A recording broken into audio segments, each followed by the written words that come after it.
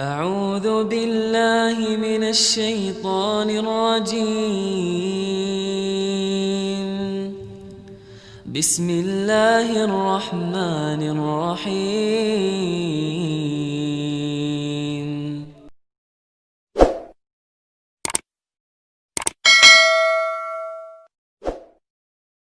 Assalamualaikum warahmatullahi wabarakatuh. Innal hamdalillahi nahmaduhu wa nasta'inuhu wa nastaghfiruh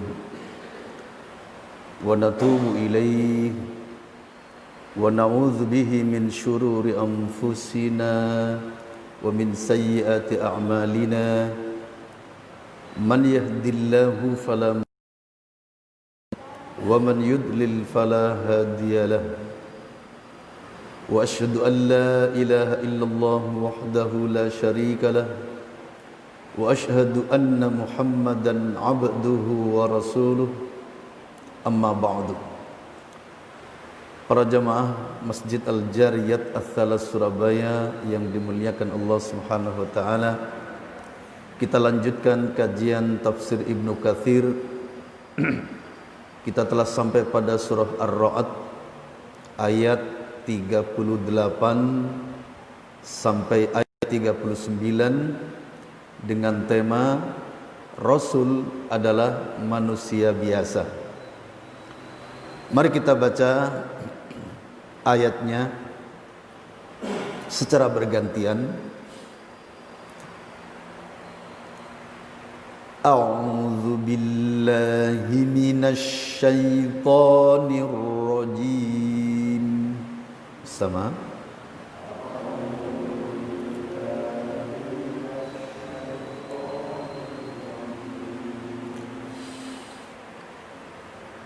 وَلَقَدْ أَرْسَلْنَا رُسُلًا مِّن قَبْلِكَ وَجَعَلْنَا لَهُمْ أَزْوَاجًا وَذُرِّيَّةً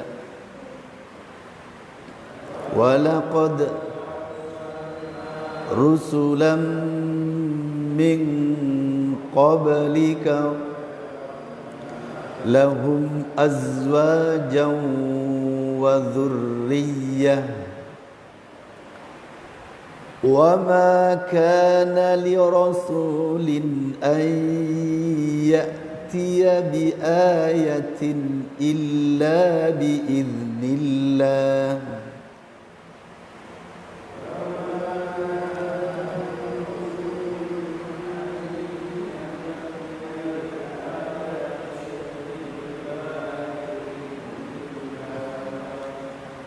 likulli ajalin kitab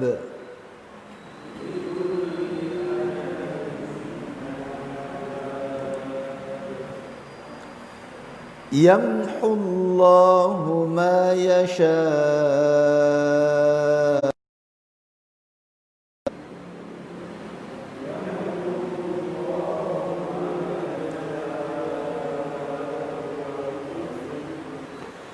wa indahu ummul kitab.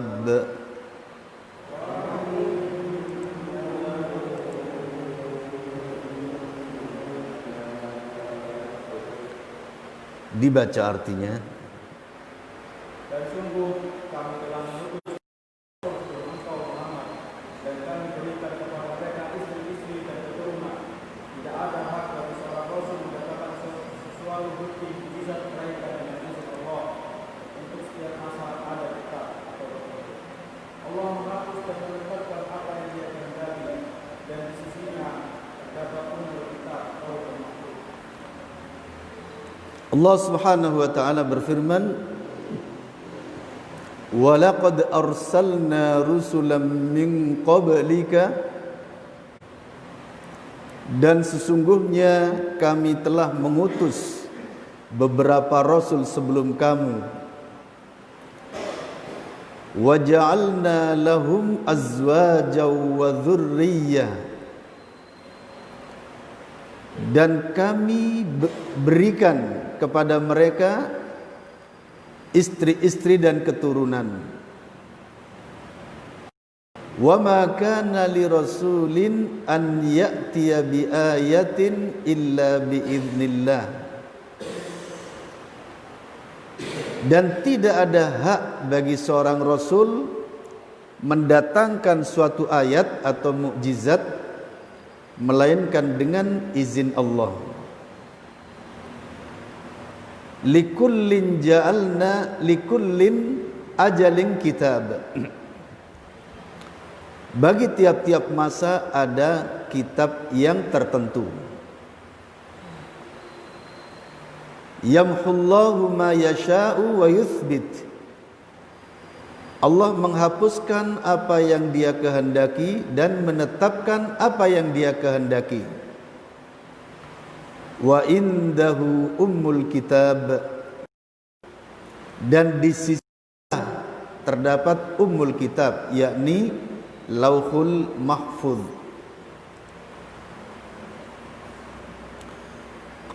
Mari kita perdalam ayat ini. Pada ayat yang ke-38 di mana Allah menyatakan, dan sesungguhnya kami telah mengutus beberapa rasul sebelum kamu. Ini arti Rasulullah sallallahu alaihi wasallam bukan yang pertama yang mengaku diri sebagai seorang rasul, melainkan telah berlalu rasul-rasul. Ada berapa jumlah rasul? Jumlah rasul yang sesungguhnya memang ada yang disebutkan di dalam hadis tentang rasul-rasul, dan di dalam Al-Qur'an 5 rasul yang wajib kita ketahui. Tetapi sebenarnya jumlah para rasul itu hanyalah Allah yang maha tahu. Sebagaimana ayat berikut ini,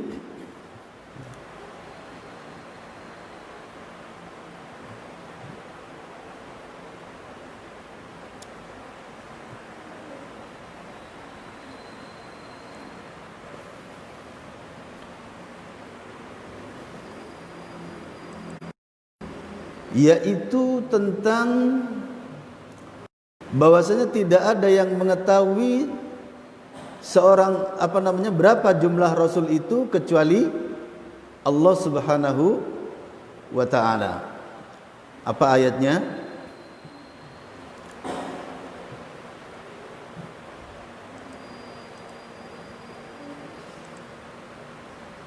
Warusulung, ini warusulung qad qasasnahum alaik. Nah, ini baru kita ketemui lafadznya. Qad qasasnahum alaik. Yakni pada surah An-Nisa, surah keempat, ayat 164.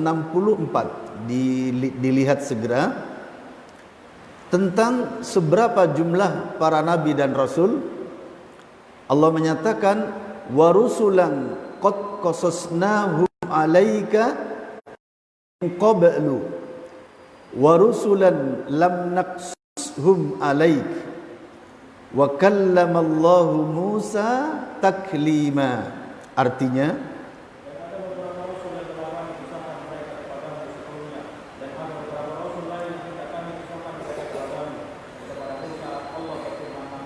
Allah berfirman warusulan qad qasasnahum alaika min qabl, dan ada rasul-rasul yang kami ceritakan mereka kepadamu dari sebelumnya.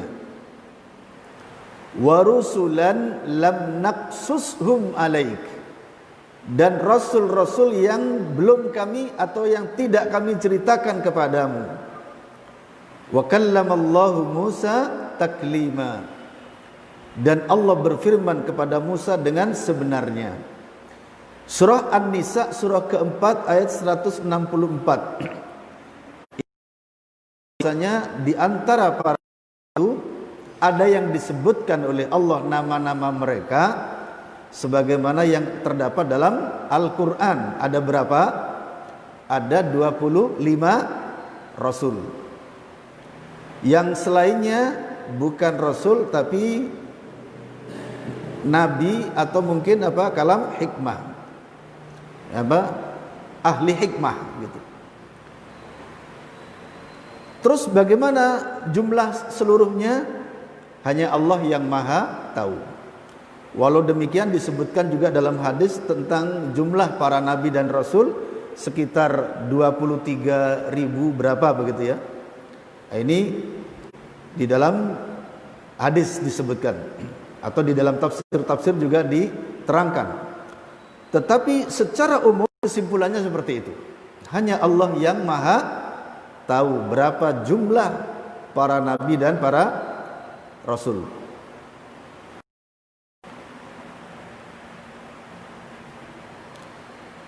Kemudian wa ja'alna lahum azwajan wa dzurriyyah, dan Allah memberikan kepada mereka istri-istri dan keturunan.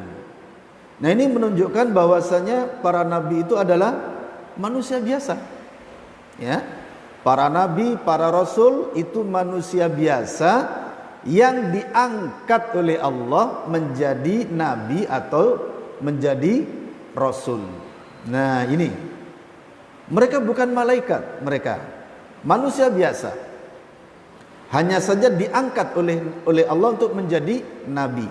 Apa artinya nabi? Ya. Nabi artinya seorang yang memberi peringatan dari kata naba'a. Yun artinya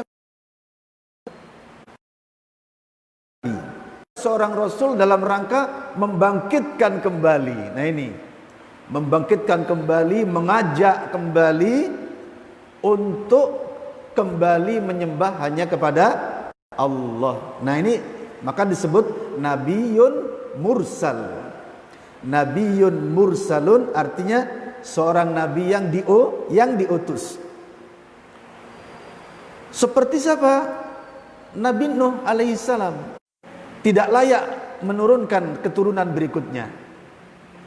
Sampai kemudian dihujani banjir bandang. Dimunculkan sumber dari yang ada dalam lalu sampai dunia ini tenggelam. Dunia ini tenggelam dan mereka ditenggelamkan semuanya kecuali yang beriman sama Nabi Nuh alaihissalam. Jadi sampai dalam rangka untuk membasmi kejahatan sampai banjir bandang tenggelamkan seluruh permukaan bumi saat itu. Ini saya sendiri memperkirakan sampai Nabi Nuh sendiri berdakwah selama 950 tahun. Kila ada yang mengatakan cuma dapat 70 orang. Cuma mendapatkan kira-kira 70 orang. Bahkan ada yang mengatakan kira-kira cuma 10 orang. Nah, ini menunjukkan betapa beratnya Nabi Nuh alaihis salam. Berat sekali dalam dakwah. Ini terjadi di masa itu kejahatan yang luar biasa begitu. Nah, ini sampai Nabi Nuh diutus yang pertama kali kepada manusia untuk mengembalikan lagi kepada agama yang benar, yakni menyembah Allah Subhanahu wa taala. Setelah itu kemudian terjadi lagi kerusakan. Setelah masa beriring dengan masa terjadi lagi kerusakan yang besar. Akidah umat ini berat. Maka Allah utus Nabi Hud alaihissalam. Nabi Hud termasuk berat, nabi yang berat. Kenapa? Sampai akhirnya Allah turunkan hujan batu dari langit. Allah timpakan hujan batu dari langit. Ini menunjukkan betapa beratnya juga nabi berikutnya, yakni Nabi Hud alaihissalam. Setelah itu kemudian beriring dengan waktu terjadi lagi kejahatan itu sampai akidah umat ini rusak. Muncullah Nabi Saleh alaihissalam dengan mukjizatnya onta betina yang sedang hamil. Lagi-lagi mereka menunjukkan kerusakan akidah mereka. Maka kemudian dihancurkan negerinya, dan begitu seterusnya. Ini motif munculnya para rasul itu setelah umat ini rusak akidahnya. Termasuk kerusakan yang parah yaitu kedatangan Nabi Ibrahim alaihissalam, di mana sampai Nabi Ibrahim sendiri mengatakan, wa ana awwalul muslimin, kata Nabi Ibrahim, aku adalah orang yang pertama kali yang muslim kepada Allah. Ini menunjukkan saat itu tidak ada lagi manusia yang beriman kepada Allah. Bapaknya Nabi Ibrahim saja pembuat patung. Raja Namrud mengangkat dirinya sebagai Tuhan setelah berkuasa lama. Kemudian Nabi Ibrahim dimunculkan oleh Allah yang pertama kali menyebut nama Allah. Setelah itu kemudian berdakwah dan kemudian disambut dakwahnya oleh Nabi Lut alaihissalam, yang kemudian Nabi Lut juga diangkat sebagai nabi dan rasul. Nabi Lut keponakan Nabi Ibrahim, ya, keponakan Nabi Ibrahim alaihissalam yang menyambut dakwah alaihissalam. Kemudian begitu seterusnya sampai kepada Nabi Isa alaihissalam.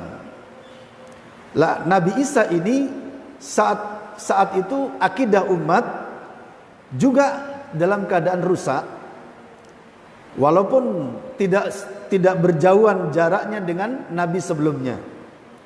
Karena antara Nabi Musa, Nabi Zakaria, Nabi Ishak, Nabi Isa alaihi wassalatu wassalam ini berdekatan. Namun demikian mereka menghadapi kaum Bani Israel yang sudah rusak juga akidahnya. Karenanya Nabi Zakaria termasuk yang dibantai oleh mereka.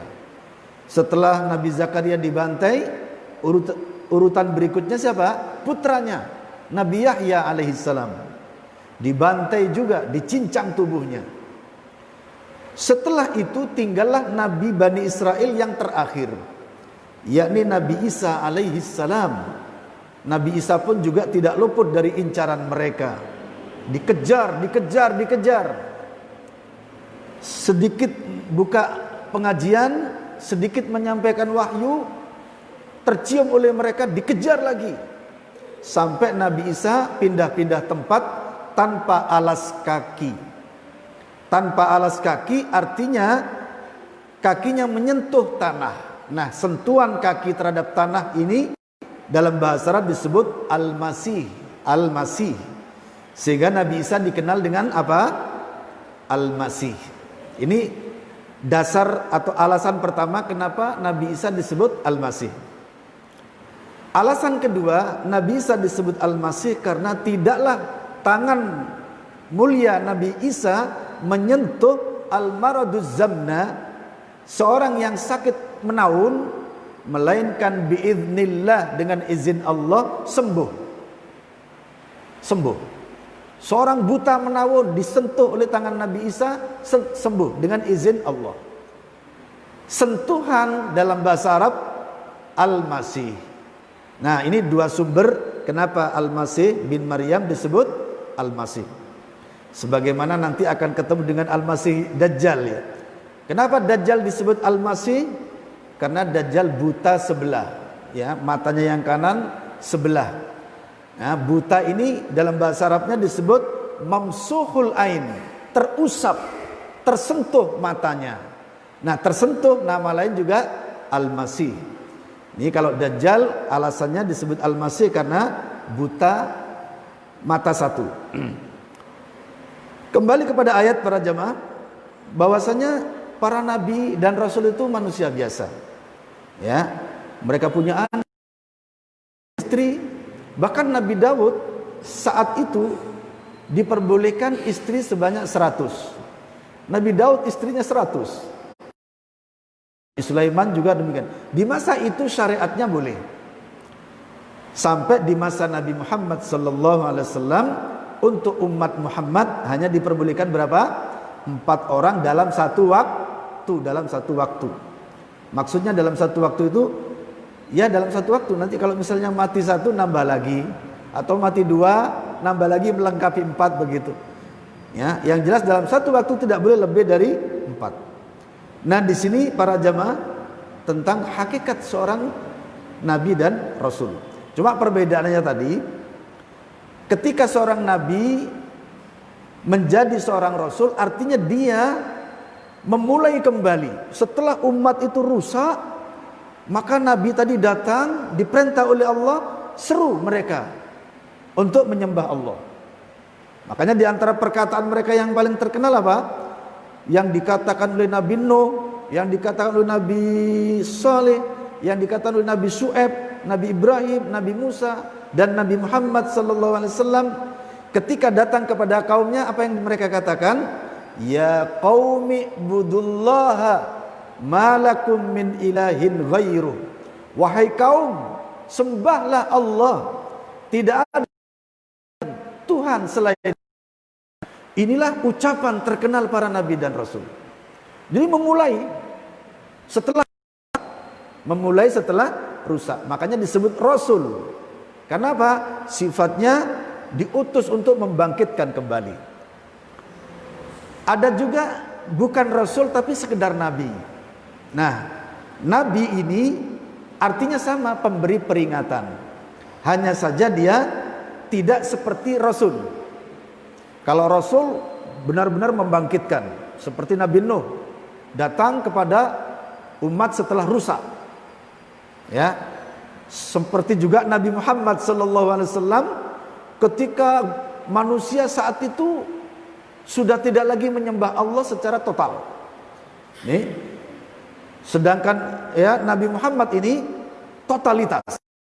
Datang kepada manusia, menyeru manusia itu totalitas rusak, kecuali sebagian kecil yang masih dalam keasliannya dari kalangan Yahudi, dan kecil tapi ya ada yang masih bersih ya, dari kalangan Yahudi dan Nasrani. Siapa mereka? Ya, mereka ini ketika Nabi sudah diutus menjadi seorang rasul, mereka berpindah beriman kepada Rasulullah sallallahu alaihi wasallam. Sedangkan yang lainnya kafir seluruhnya. Nah, ini Nabi Muhammad juga datang dalam keadaan berat ternyata. Musuh yang dihadapi Nabi Muhammad ada 5 kriteria. Siapa saja? Yahudi yang kemudian tadinya menunggu-nunggu Nabi Muhammad, dimunculkan malah mereka yang duluan. Ini musuh kedua. Kemudian Majusi, penyembah api. Ini juga penghalang utama yang dihadapi Nabi saat itu. Kemudian kaum Sobi'i. Kaum Sobi'i ini orang yang tidak beragama, tapi mereka melakukan ritual-ritual.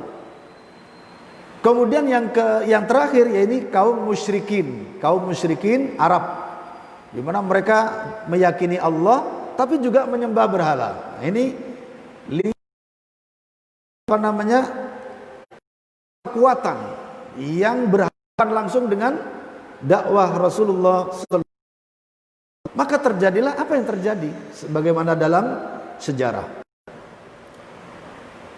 Adapun kebanyakan mereka meneruskan dakwah Rasul yang sebelumnya. Maka mereka nabi biasa. Ya, yang meneruskan Taurat. Nah, dalam hal ini paling banyak sekali. Paling banyak dari kalangan Bani Israel, para nabi. Misi Taurat. Kemudian diteruskan dengan Zabur. Kemudian diteruskan dengan Injil. Nah, antara itu ada nabi-nabi. Kemudian kapan terjadinya tidak ada seorang nabi pun, tidak ada seorang rasul pun? Yaitu setelah Nabi Isa alaihissalam. Setelah Nabi Isa alaihissalam tidak ada lagi seorang nabi, tidak ada lagi seorang rasul dari kalangan Bani Israel. Sebelum kedatangan Nabi Muhammad sallallahu alaihi wasallam. Maka antara Nabi Muhammad dengan Nabi Isa tidak ada tenggang waktu di mana muncul seorang nabi. Beda dengan antara Nabi Musa, Nabi Ibrahim ke Nabi Yakub misalnya muncul nabi. Nabi Yakub ke Nabi Musa itu nabinya banyak, ya. Nabi Musa sampai Nabi Isa ribuan nabi, ribuan. Lah antara Nabi Isa dengan Nabi Muhammad sallallahu alaihi wasallam tidak ada seorang nabi pun, baik dari kalangan Bani Israel atau dari yang lainnya. Makanya ketika mereka mengklaim, ketika orang Nasrani mengklaim Nabi Isa alaihissalam, bahkan mengangkatnya menjadi Tuhan dan anak Tuhan, Nabi mengatakan, aku adalah, kata Nabi, aku adalah yang paling berhak terhadap Isa bin Maryam, karena tidak ada antara diriku dengan dia seorang nabi pun. Nah ini kata Rasulullah sallallahu alaihi wasallam. Kemudian pada ayat berikutnya, wa ma kana li rasulin an ya'tiya bi ayatin illa bi idznillah. Dan tidaklah seorang rasul pun mendatangkan suatu ayat kecuali dengan izin Allah. Ini menunjukkan bahwasanya tidak ada satu ayat pun yang turun ke muka bumi yang dibacakan oleh seorang rasul melainkan semua atas izin Allah. Kemudian yang terakhir dari ayat ini, likulli ajalin kitab. Bagi tiap-tiap masa ada kitabnya. Nah ya, inilah yang menunjukkan bahwa satu yang wajib kita ketahui ada berapa? Ada 4. Pertama apa? Taurat diturunkan kepada siapa? Nabi Musa alaihissalam. Yang kedua, Zabur diturunkan kepada siapa? Nabi Daud alaihissalam. Kemudian Injil diturunkan kepada siapa? Nabi Isa alaihissalam. Kemudian Al-Quran diturunkan Nabi Muhammad. Kitab itu ada yang hanya Allah Maha tahu, kemudian ada yang disebutkan oleh Allah dan untuk mengetahuinya bagi siapa saja yang beriman. Kata Allah, likulli ajalin kitab. Tiap-tiap masa ada kitabnya. Dan di ayat lain Allah menyatakan tentang bahwasanya Allah menurunkan kitab-kitabnya kepada semua para nabi. Entah itu berisi berapa syariat kan gitu ya. Ya mungkin berisi berhak menghapus apa yang dikehendaki dan menetapkannya. Dan di sisinya lah induk kitab itu, yakni Lauhul Mahfuz. Urusan kitab, urusan Allah. Makanya di zaman Nabi ada namanya nasih dan mansuh. Ada ilmu khusus tentang an-nasih wal mansuh. Ayat yang dihapus dan ayat yang mengganti. Ini terjadi di masa Rasulullah sallallahu alaihi wasallam. Itu semuanya urusan Allah. Itu semuanya urusan Allah Subhanahu wa taala. Sampai kemudian terakhir sudah ditetapkan. Makanya sampai ada ilmu khusus dalam masalah nasih dan mansuh. Kemudian dibaca tafsirnya, yaqulu ta'ala,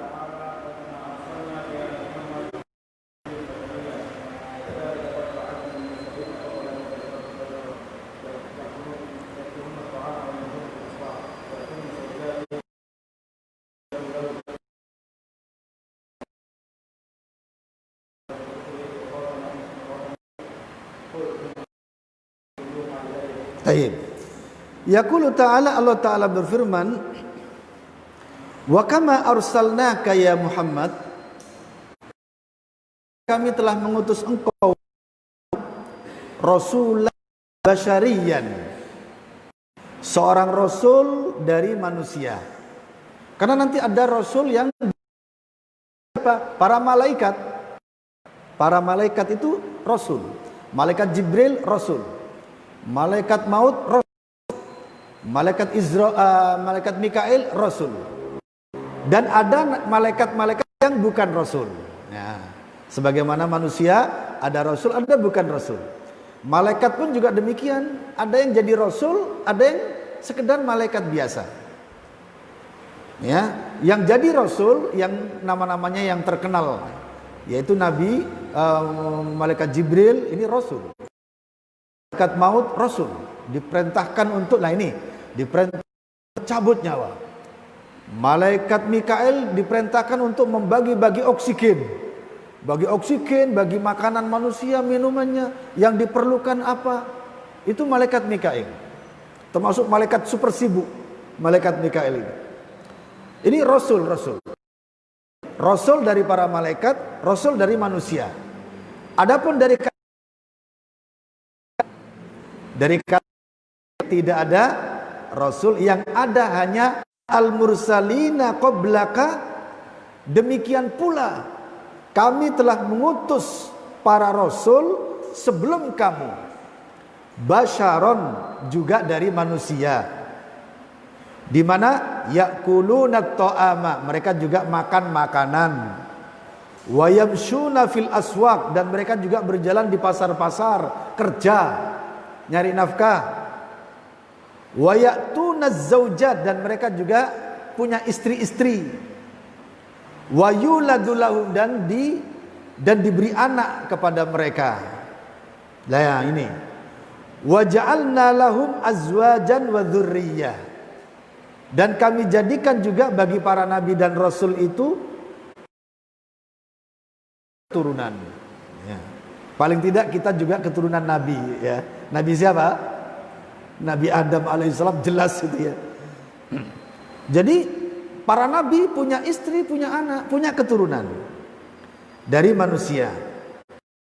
Bagaimana Allah telah menyatakan li asrafir rusuli wa khatimihim, terhadap manusia, rasul yang paling mulia, dan terhadap penutup para rasul, siapa? Nabi Muhammad sallallahu alaihi wasallam, sebagaimana dalam surah Al-Kahfi ayat 110 Allah menyatakan, kul innama ana basyarun mithlukum yuha ilayya, al-ayah. Katakan Muhammad, hanya saja aku adalah yuha ilayya, yang diberi wahyu kepadaku. Nah, ini tentang Nabi Muhammad sallallahu alaihi wasallam. Kemudian hadis berikutnya,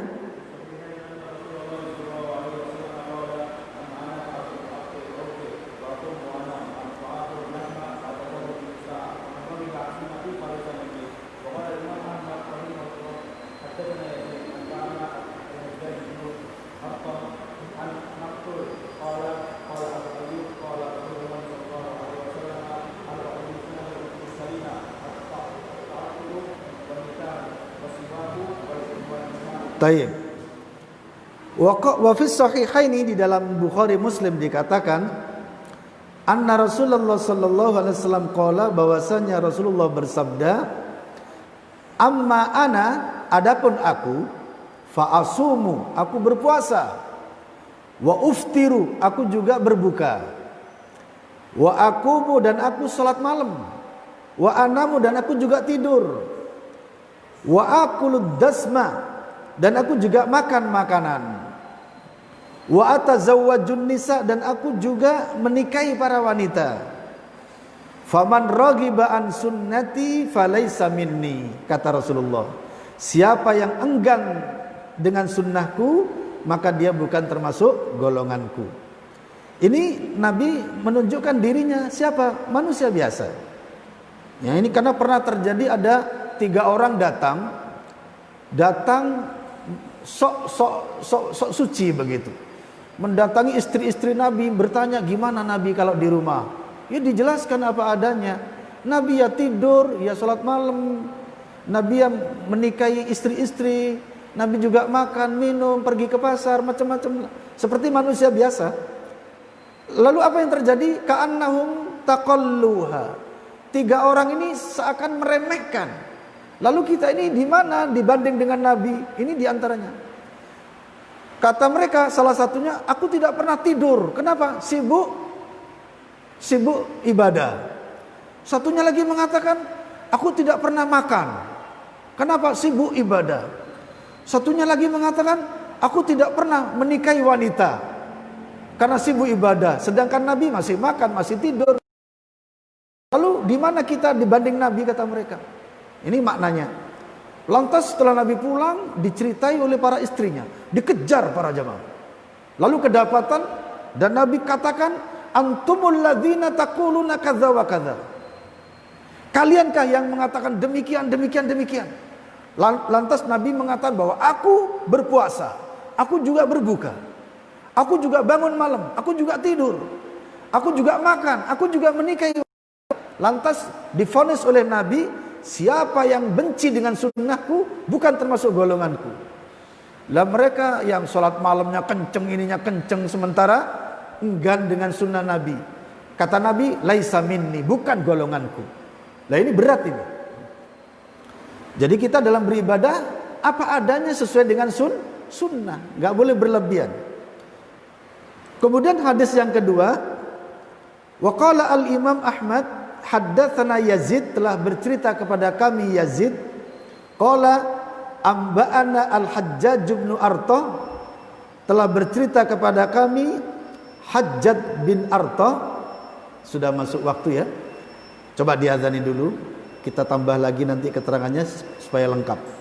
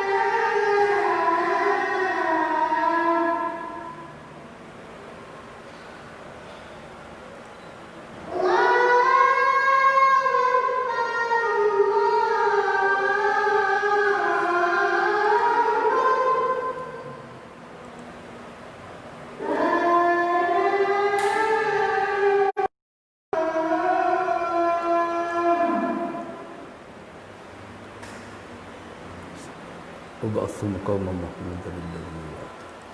Kita lanjutkan hadis yang kedua. An berkata, qala Abu Ayyub berkata, qala Rasulullah sallallahu alaihi wasallam bersabda, arbaun, ada 4 macam perkara min sunanil mursalin, termasuk di antara sunnah-sunnah para rasul. Apa yang pertama? At-ta'atturu, memakai wangi-wangian. Memakai wangi-wangian. Ayo berlomba-lomba masang minyak wangi di masjid.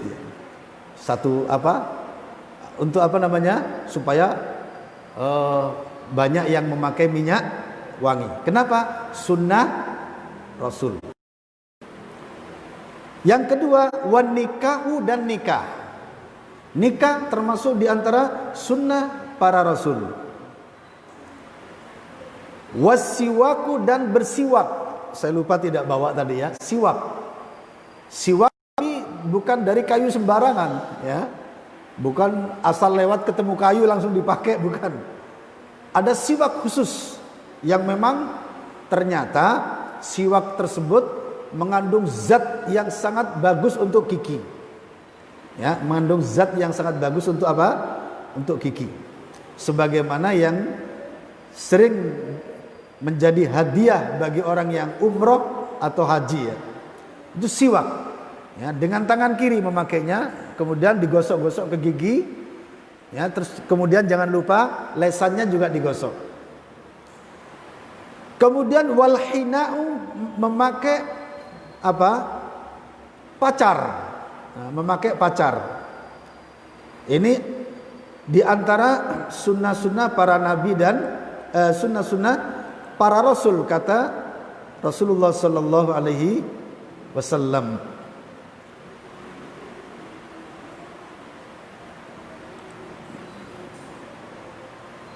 Kemudian hadis berikutnya,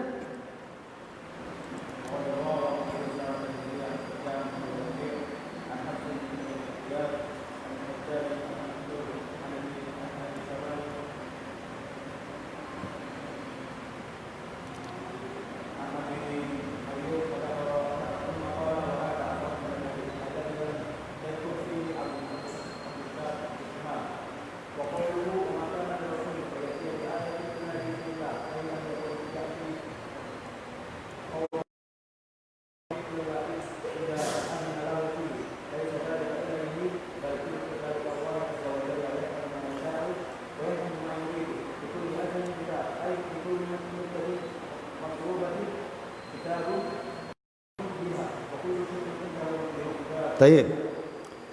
Wa qawlu wa ma kana li rasulin an ya'tiya bi ayatin illa biiznillah. Tidaklah seorang rasul mendatangkan suatu ayat kecuali karena izin Allah. Ai lam ya'ti qaumahu, tidaklah seorang rasul kaumnya bi khariqin, dengan sesuatu yang menyelisih adat. Illa idza udzina lahu fi, kecuali tatkala diizinkan baginya, padanya. Laisa dzalika ilaihi, bukan hal itu dari dirinya. Bal ilallah, bahkan kepada Allah azza wa jalla. Yaf'alu ma yasha', berbuat apa, wa yahkumu ma yurid, dan menghukum. Jadi para rasul itu ya memang dijadikan oleh Allah sebagai hamba yang taat. Dijadikan ketaatan para nabi ini sebagai uswah hasanah, contoh terbaik kepada umatnya. Maka seorang nabi atau seorang rasul adalah manusia yang paling taat kepada Allah.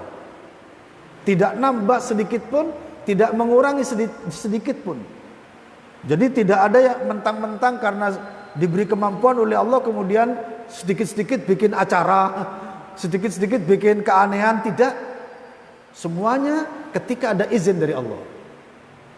Berbeda dengan orang-orang yang memang punya kesaktian dan dari setan ya. Bahkan mereka membuat acara khusus untuk menunjukkan kesaktiannya. Para nabi dan rasul tidak demikian. Sebagaimana seorang wali juga demikian. Kalaupun terjadi sesuatu yang aneh, itu karena izin Allah. Tidaklah membacakan suatu ayat atau menunjukkan suatu mukjizat, melainkan bahwasanya dia diizinkan oleh Allah Subhanahu wa taala. Termasuk nabi yang kaya dengan mukjizat siapa? Banyak mukjizatnya Nabi Muhammad sallallahu alaihi wasallam. Dan mukjizat terbesar Nabi Muhammad apa? Al-Qur'an. Mukjizat terbesar Muhammad adalah Al-Qur'an. Bahkan mukjizat Nabi ini telah terjadi mulai dari sebelum lahir sampai kepada lahirnya. Sebelum lahir pun telah terjadi keanehan-keanehan. Sesudah lahir juga terjadi keanehan. Ya, setiap ketika Nabi usia kanak-kanak itu sudah banyak keanehan. Termasuk dibelahnya perutnya, hatinya oleh malaikat yang kemudian dibawa ke tukang susu.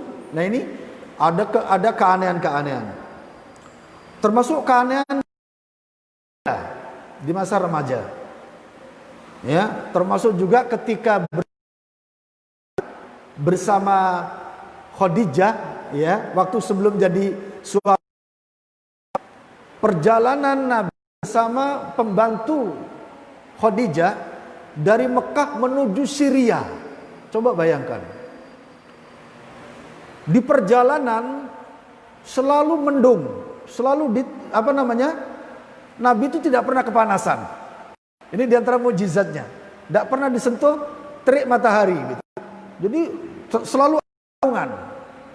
Nah, kemudian setiap dalam perjalanan itu, setiap pohon-pohon itu mentiung bahasa Jawanya itu. Apa namanya ini? Merunduk karena sujud kepada Nabi sallallahu alaihi wasallam. Terus batu-batu yang ada di atas gunung juga lagi ke atas. Dari kejadian ini maka Maisarah kemudian heran. Ini bukan manusia biasa ini. Ini malaikat ini begitu. Belum lagi keanehan ketika berjualan. Sistem cara Nabi berjualan sehingga sebentar saja barang itu habis. Trik berjualannya Masya Allah Nabi. Padahal nggak pernah ke pasar. Artinya jualan, menyapa pelanggan,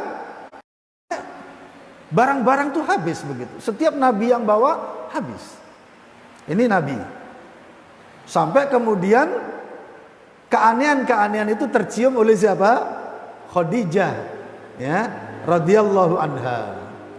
Maka Khadijah kemudian nggak bisa tidur, sampai akhirnya menginginkan untuk jadi istrinya lah ini. Sampai kemudian jadilah istri Nabi yang pertama dan yang paling berjasa untuk Islam. Siapa? Khadijah Al-Kubra. Dan keanehan-keanehan berikutnya Nabi banyak sekali.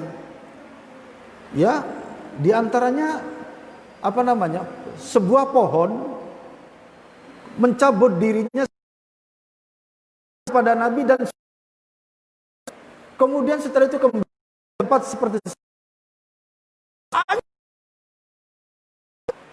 pernah suatu ketika ada onta mengamuk, pokoknya orang sak kampung ketakutan. Karena maka kemudian Nabi minta tolong. Ketika Nabi datang ke lokasi, onta itu diem. Setelah dekat dengan Nabi, maka dia sujud kepada Nabi. Sujud para jamaah. Melihat onta sujud kepada Nabi, maka manusia para sahabat pun sujud kepada Nabi saat itu. Orang-orang yang ada di sekitarnya sujud kepada Nabi. Lantas Nabi mengatakan, jangan, bangkit kalian. Lalu Nabi mengatakan, seandainya manusia boleh menyembah kepada sesama manusia, maka aku perintahkan para istri sujud. Saking besarnya hak suami bagi para istri. Sampai seperti itu para jemaah. Nah, inilah tentang Nabi Shallallahu Alaihi Wasallam. Baik, insya Allah sampai keterangan kita.